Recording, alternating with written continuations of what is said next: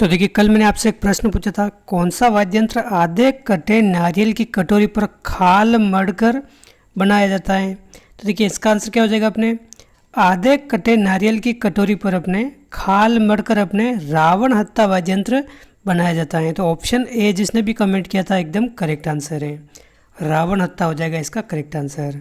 तो देखिए, आप सभी को बताएं, हम राजस्थान जीके के डेली 5 प्रश्न जो पिछले एग्जामों में पूछे गए होते हैं वह देखते हैं, और इस सीरीज का हमारा 177वां वीडियो है। तो देखिए, इस वीडियो का पहला प्रश्न क्या कह रहा है अपने, निम्न में से कौन सा शहर जवाई नदी के किनारे स्थित है। तो देखिए, जवाई नदी अपने लूणी की प्रमुख सहायक नदी है। तो देखिए, जवाई नदी के किनारे अपने कौन सा शहर है अपने, सुमेरपुर हो जाएगा इसका करेक्ट आंसर।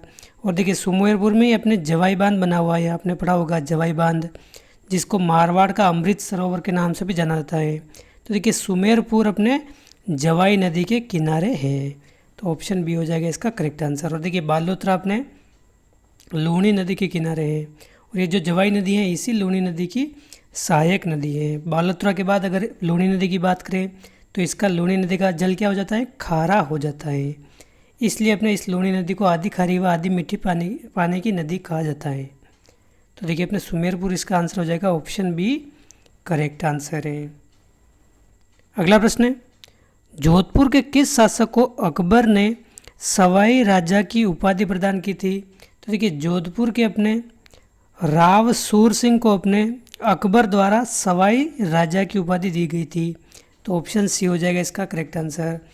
देखिए, सवाई राजा की उपाधि अगर पूछ ले अकबर ने किसको दी थी, ये अपने राव सूर सिंह को दी थी।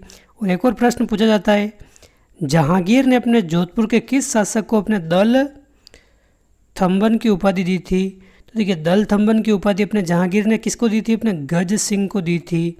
ये प्रश्न भी अपने आया हुआ है प्रश्न, तो ये भी आप ध्यान रखिए। दल थम्बल की उपाधि अगर पूछ ले, गज सिंह को दी थी, किसने दी थी, अपने जहांगीर ने दी थी। और अकबर ने सवाई राजा की उपाधि अपने किसको दी थी, अपने राव सूर सिंह को दी थी। क्वेश्चन थर्ड है, डॉक्टर एल.पी. टेसीतोरी के अनुसार राजस्थानी भाषा किस सदी के लगभग अस्तित्व में आ चुकी थी।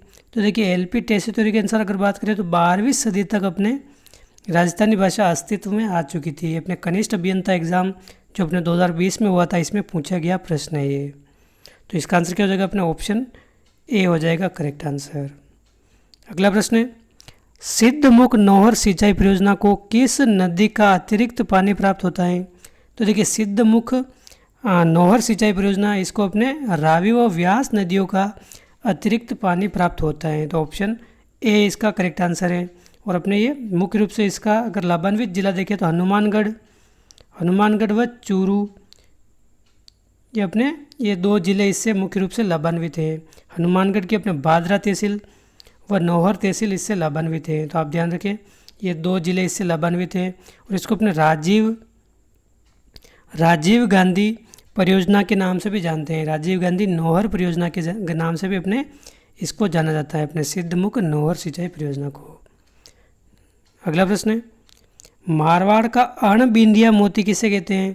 तो देखिए, मारवाड़ का अणबिंदिया मोती अगर पूछा जाए तो देखिए, ये अपने कहते हैं दुर्गादास राठौड़ को। ऑप्शन डी हो जाएगा इसका करेक्ट आंसर।